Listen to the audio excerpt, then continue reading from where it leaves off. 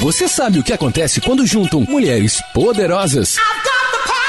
TPM no ar. Entretenimento, beleza, moda, empreendedorismo. O universo da mulher no tempo de hoje. Agora, TPM no ar. Tudo para mulheres.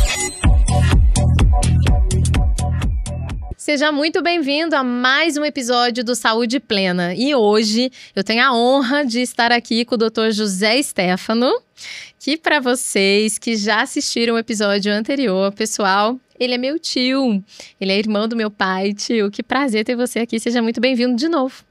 Muito obrigado, Priscila, é uma honra para mim estar com vocês, né? Você, Sim. Tão jovem, né? E tão já avançada na medicina. Imagina, eu que agradeço, você é a minha referência, então eu que tenho que correr atrás, vamos lá. Tio, e hoje nós vamos falar da sua especialidade, cirurgia bariátrica. Então, pessoal, quantos pacientes eu como endócrino recebo lá no consultório? Pri, eu quero emagrecer, será que eu devo ir para a cirurgia bariátrica? Quais são os cuidados dentro da saúde integrativa hoje em relação à cirurgia bariátrica? Então, para nós começarmos, vamos trazer um pouquinho de estatísticas para vocês, porque eu acho que é relevante, né, tio? A gente colocar aqui, ó. O que a gente sabe sobre cirurgias bariátricas no Brasil? Em 2023, foram realizadas 80 mil cirurgias bariátricas no Brasil. Aproximadamente 8 milhões de brasileiros tinham indicação para cirurgia bariátrica, o que significa que daí, se a gente fizer as contas, que apenas cerca de 0,97% dessa população de fato operou. Então, nem 1% chegou a operar. Então, 80 mil tinham indicações, né? 8 milhões, desculpa, tinham indicação, mas eles não acabam operando no final das contas. Claro que muitas vezes é devido ao próprio sistema de saúde, né? Que demora, as filas, enfim. Mas também porque às vezes no meio do caminho existem condutas que podem postergar ou até mesmo não chegar ao ponto de fazer a cirurgia bariátrica. Mas com todo o valor que tem da cirurgia bariátrica, tio, em 2024 o tempo médio, né, que a gente estava falando, inclusive das filas aqui de espera, era 63 dias.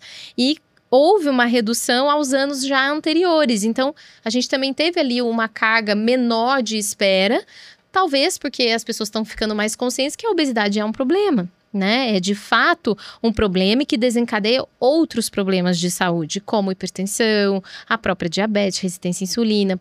É a causa de vários outros problemas, hormonais, síndrome de ovário policístico, infertilidade, enfim, e até mesmo os cânceres. Então, eu queria começar com o senhor dizendo para nós quais são as indicações de cirurgia bariátrica.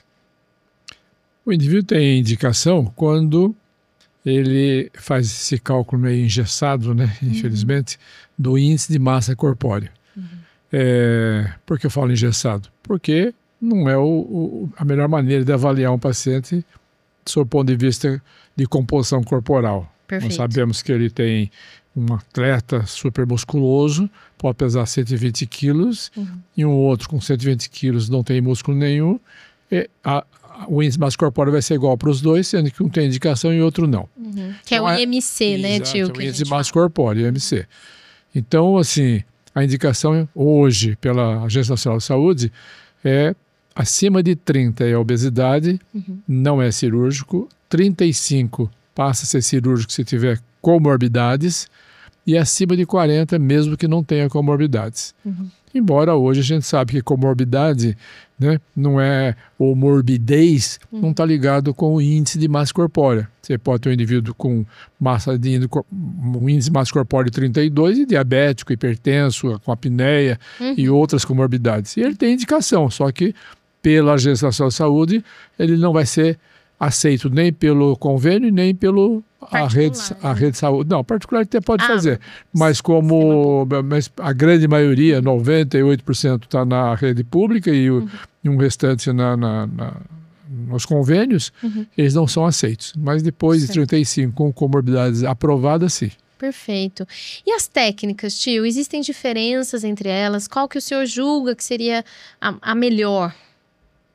Hoje, se você entrar na internet e nos sites aí da sociedade, você vai encontrar as 4 principais, que seria a banda gástrica, o bypass, o sleeve e a bilipancreática. A banda gástrica está praticamente em desuso, ninguém mais faz. Acho que no Brasil não tem ninguém fazendo. Eu fiz algumas aqui no começo, mas confesso que o resultado realmente não é bom. A bile pancreática é extremamente desabsortiva e mexe demais com essa parte integrativa da pessoa, né? Então sobrou quem? Sobrou o bypass e o sleeve. Não tem a melhor. A indicação é individual. Se o indivíduo tem um excesso de peso exagerado ou tem comorbidades como diabetes, hipercolesterolemia, como são as dislipidemias e outras comorbidades importantes, talvez o bypass seja melhor para ele. Para um indivíduo mais jovem, menos peso e que não tenha tantas comorbidades, o sleeve é a de preferência. Hoje, nos Estados Unidos, que começou com a sleeve, o maior número está acima de 60% já indicando o sleeve. Eu mesmo tenho mais indicado o sleeve do que o bypass, por conta que é uma cirurgia muito menos agressiva do que o bypass. Perfeito, perfeito. Nós sabemos de até uma pausa aqui, né, para quem está pensando, nossa, mas a Pri trabalha tanto com saúde integrativa, fala tanto dos pacientes não chegarem para cirurgia bariátrica, né, a gente já conversou bastante sobre isso em outras oportunidades, em casa mesmo, almoço de família, né, tio? Mas eu acho que é muito importante trazer essa informação, que nós estamos sim numa transição da medicina, tentando entender um pouco mais, calma, eu acho que tinha muito mais para trabalhar nesse paciente com uma doença, obesidade, do que somente classificar ele perante alguns itens, pré-requisitos, que na verdade não estão dosando e avaliando a fundo esse paciente, como a densidade, realmente a massa gorda, a massa magra, essas coisas que você disse dos pormenores do IMC, e também o que é comorbidade, né? Hoje a gente, numa medicina preventiva, a gente já fala de comorbidade numa insulina de 5 a 6, sendo que o valor ali de referência vai de 2 a 20. Então, ele não estaria com resistência à insulina, se ele tivesse 20, estaria dentro da normalidade. Então, essa medicina que realmente vai trabalhar com a prevenção, nós já temos acesso a esse conhecimento. Por que não aplicar nesses pacientes com obesidade, né? Doutora Priscila. Ai, meu Deus. Doutora Priscila, eu enxergo a medicina integrativa muito mais preventiva do que ela num contexto curativo. Embora nós temos que agir com a medicina integrativa também naqueles que ultrapassaram a barreira da normalidade da saúde, já estão num outro estágio. Então nós temos que corrigir a doença dele através de uma medicina mais assim, abrangente, intervencionista, né? E não deixar de olhar pelo lado integralista dele como um todo, que nós já discutimos isso a respeito de, por exemplo, quando ele opera o estômago, ele perde uma série de substâncias, como o ácido clorídrico, que é importante na absorção do ferro, da vitamina B12, blá, blá, que ele vai ter prejuízos. Então, assim, eu vejo que a medicina integrativa tem o seu espaço muito bem hoje pré-operatório e não deixa de ter no seu pós-operatório, e principalmente daqueles que recidivaram o peso e que precisam voltar ao peso, porque não existe nenhuma cirurgia que devolva para ele o peso ideal dele. Não tem ainda. Perfeito, perfeito. E é justamente disso que eu vim trazer você aqui. Obrigado. Porque você tem todo esse olhar, mesmo antes, né? Como a gente falou no outro episódio, você já teve aí uma jornada de sempre pensar no whole, né? Do total do paciente. Tinha uma clínica Viva Light, tem a clínica Viva Light, mas com multiprofissionais, né, tio? Há quantos anos, tio? Quando que você abriu ela? Eu tenho agora 23 anos a Viva Light. Inicialmente nós iniciamos com um grupo, né, de colegas médicos, cada um na sua especialidade, que é multidisciplinar, o tratamento da obesidade.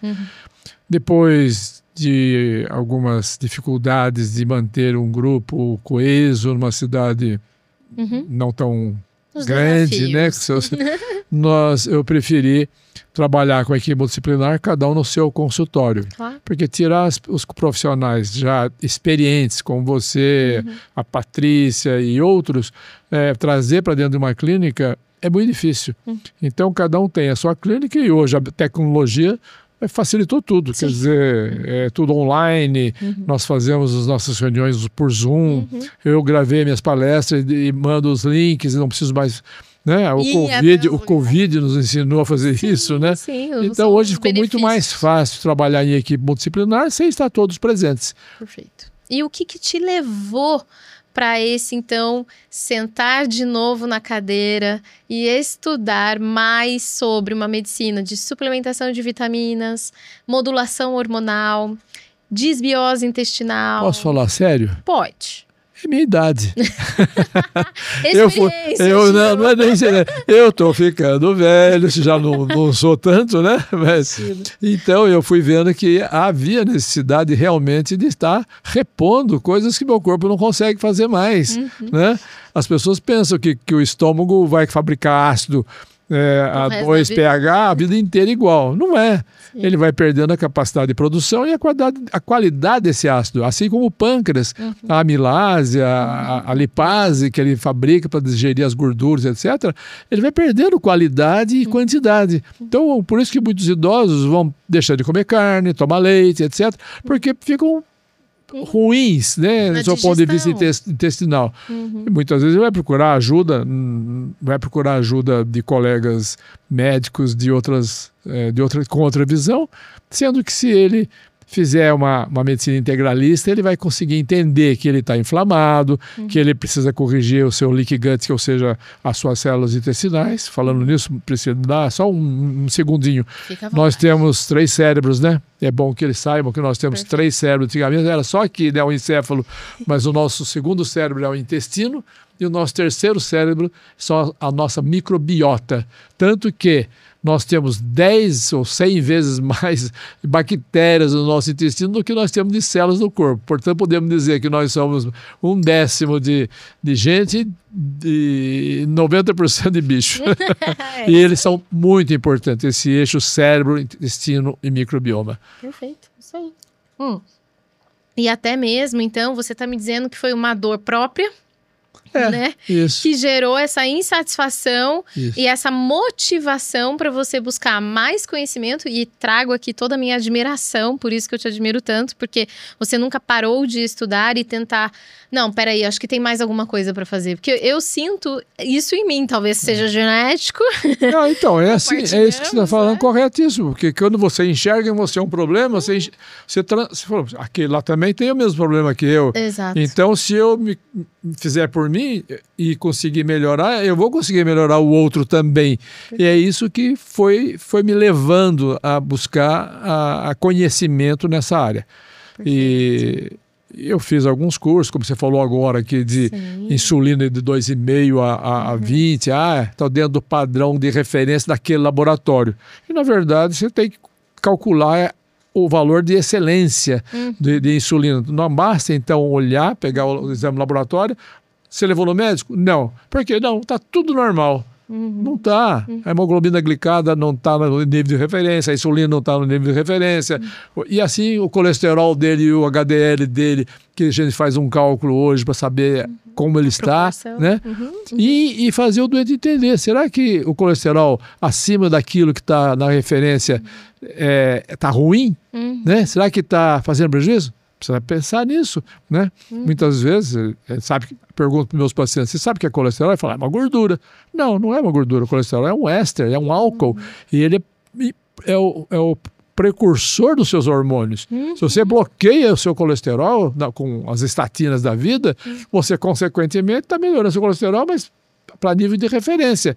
Mas e os seus hormônios, como é que vão ficar? Né? Então, toda essa visão mudou à medida em que eu fui vendo em mim essas mudanças que precisavam ser corrigidas, fui estudar e agora me aprofundando para passar, logicamente, com uma sobrinha tão maravilhosa nessa área que me traz bastante conhecimento, né?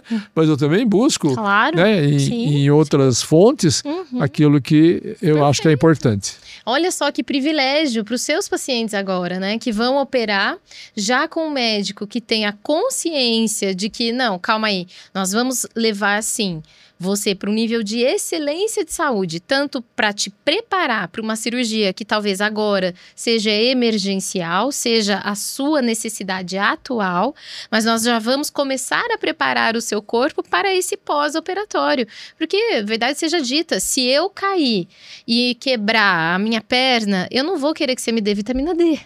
Eu quero que você me leve para o hospital, passe por uma cirurgia, tome medicamento. Então, a gente não pode excluir essa medicina convencional achando que ela é errada, achando que ela não vai parar de existir. Não, gente, a medicina veio, né? Nós estamos aqui, fomos formados, muita gratidão. E todo o conhecimento que nós temos hoje é para servir a linkar o que nós temos de prevenção para não adoecer. Então, exatamente. Nós fomos levados na faculdade a entender de uma medicina medicamentosa e aí essa transição e o conhecimento entendemos que dá para se prevenir com vitaminas, dá para se prevenir com mudança de estilo de vida, dá para se prevenir com modulação hormonal, né? Então, é muito lindo ver esse seu olhar. Obrigada por você ser essa pessoa e abrir tantos caminhos para nós. E realmente, dentro disso, levar isso para os seus pacientes hoje, né? Então, eu acho que esse vai ser o grande diferencial, realmente, dos pacientes que passarem cirurgia bariátrica com você. E aí, trazendo isso, você acha que até mesmo, né, o intestino, ele é um tubo, vamos dizer de uma forma... É um tubo, da boca ao ânus é um tubo. Da boca ao ânus é uma forma bem simples para todo mundo entender. Quando a gente faz as cirurgias de desvio, né, de mudar a logística do alimento através desse tubo, obviamente que às vezes a gente perde a absorção de alguns nutrientes. Correto. Por isso a importância de nós fazermos a suplementação contínua desses pacientes, né? Eu pego pós-bariátricos que infelizmente eles param no meio do caminho, emagreceram tudo que queriam. A maioria. Param no meio do caminho, e aí a hora que a gente vai ver, eu falo, não, é que eu tomei pelo período que precisava. Eu falei, não, então você não foi bem acompanhado, ou você não fez o tratamento adequadamente, né?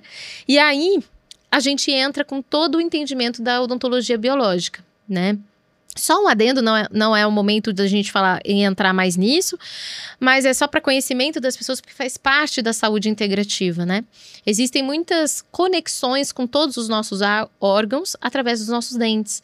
Então, a gente hoje, na saúde integrativa, já sabe da importância dessa saúde bucal. Você também vê isso nos seus pacientes, de maneira geral, é claro, de tipo, olha, tem muito problema na mastigação, tem muito problema no tempo de mastigação, né? E claro, daí tem hoje, na saúde, na odontologia biológica, o conhecimento de infecções latentes, o que mais pode estar interferindo nesse metabolismo que está começando na boca. Mas você tem já também esse olhar para esse paciente, mesmo no pré-operatório? Esse olhar, eu vejo assim... Eu sempre comparo o paciente, veja em quanto tempo você come a sua refeição. Pode medir, você não leva mais do que 7 minutos. Então eu falo para ele, você vai levar 15 minutos para fazer sua refeição. Com isso eu não estou dizendo para ele que tem que mastigar 42 vezes e meia. Estou dizendo para ele que tem que demorar mais para comer. Isso com certeza. Você toma líquido de refeição, você tem que parar de tomar líquido durante a refeição, não pode. Você vai diminuir a absorção dos seus nutrientes, o seu pH vai ficar alto, não vai digerir bem as proteínas, isso vai absorver menos e as consequências. Outra coisa, os pacientes chegam muitas vezes com próteses ou sem próteses, então ele vai mastigar de que jeito, né? Ele engole a comida, não mastiga. Então há uma necessidade de correção dessa arcada, arcada dentária dele para ele poder mastigar direito. Ou seja, e vamos ver se ele tem infecções gengivais, porque elas vão comprometer também a cirurgia, sob o ponto de vista de bactérias que podem ir para o pulmão, podem ir principalmente para as válvulas cardíacas, ou mesmo para outros pontos do corpo. Então ele tem que ter essa visão da odontologia, que eu espero que seja assim, não diria que isso seja integrativo, mas é de uma preocupação, né? Que o paciente esteja saudável em vários pontos do corpo, para ir para a cirurgia, né? Perfeito. A não ser...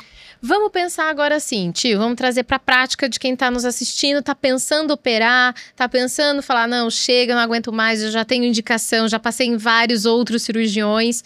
Ele chegou na consulta com você. Quais são os passos que ele vai ter depois da consulta com você, agora que você tem esse olhar integrativo? Bom, atualmente ele recebe toda uma orientação minha e peço que ele não se desligue do cardiologista, do nutricionista, do psicólogo, que são dois pilares muito importantes para ele se manter, né? A parte mental e a parte nutricional. Que ele busque fazer atividade física, não necessariamente, dependendo das condições financeiras, tem que ir para uma academia, mas ele pode fazer caminhadas, ele pode ligar a internet, ligar a televisão e fazer alguns exercícios em casa, sem precisar gastar, e isso é muito fácil, né? Então, hoje eu peço para que ele assista uma palestra que eu tenho gravada com todos os detalhes e deixando para ele bem, com bastante instrução para ele poder seguir. E peço para ele voltar de 2 em 2 meses com exames na mão, para a gente fazer uma avaliação e o acompanhamento multidisciplinar. Quer saber a realidade? Eles não voltam. Eles somem. Acho que operou, acabou, vai ser feliz pro resto da vida, as contas do banco dele, alguém vai pagar para ele, entendeu?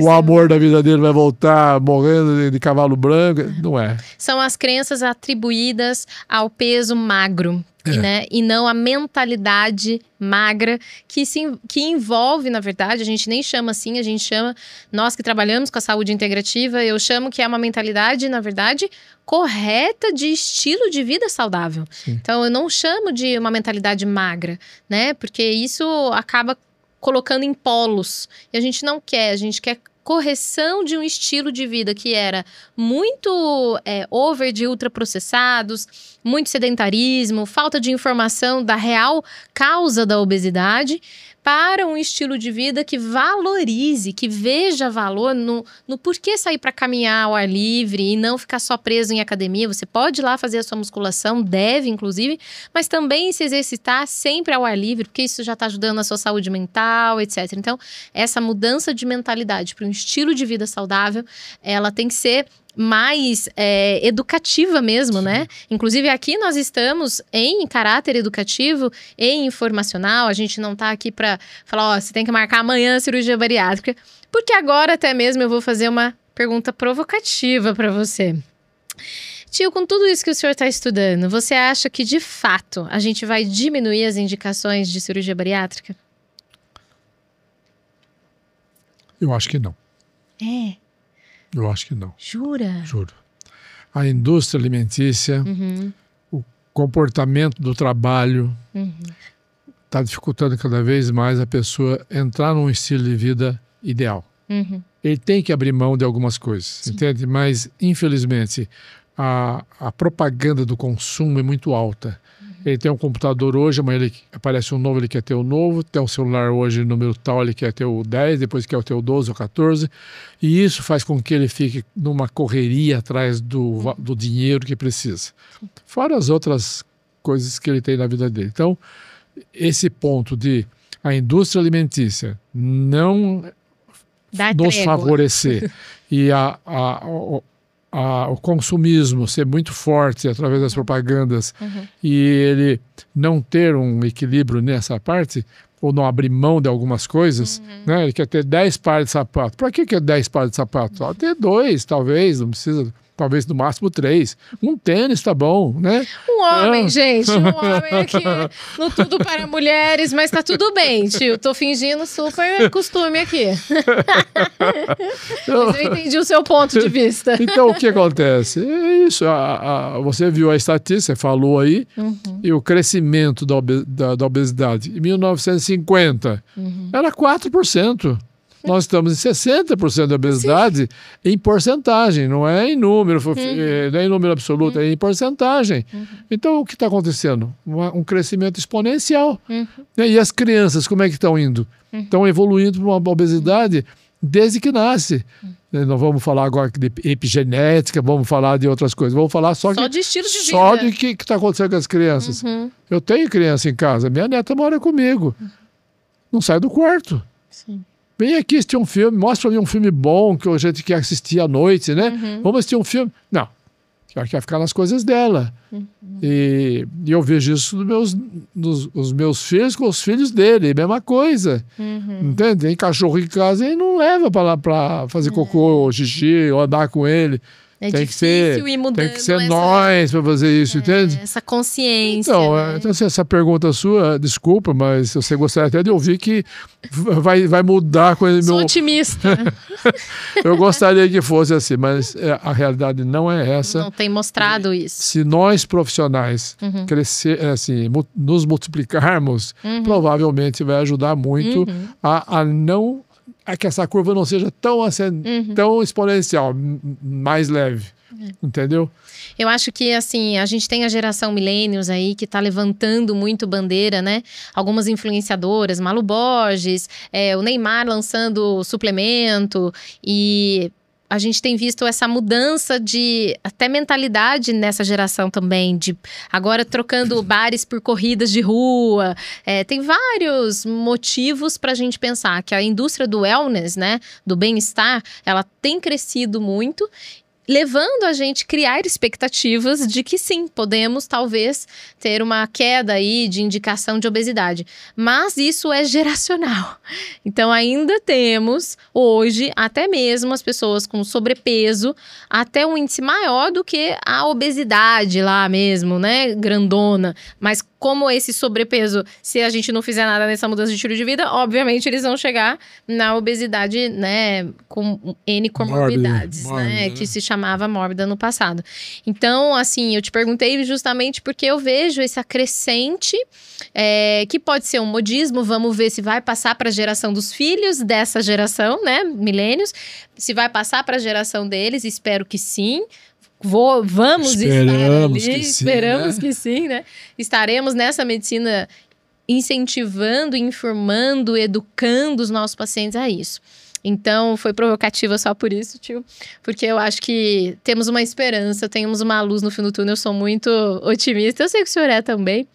E falando um pouquinho sobre a educação, conta, a gente já deu o spoiler lá, mas eu queria finalizar com você me falando a grande motivação para os pacientes que você teve em relação aos pacientes que, pós-cirurgia bariátrica, começavam a reganhar peso. Então, qual foi o momento que você falou, puxa, acho que dá para, com todo o conhecimento que eu tenho, montar de fato um livro, uma educação talvez para os colegas cirurgiões, né, que queiram entrar também num olhar mais integral desse paciente, para a gente tentar brecar esse reganho pós a cirurgia. Qual foi o seu ponto de conversão em relação a isso, tio? Foi quando eu comecei a ver, não só na minha estatística, né, que são mais de 3 mil cirurgias realizadas. Uau!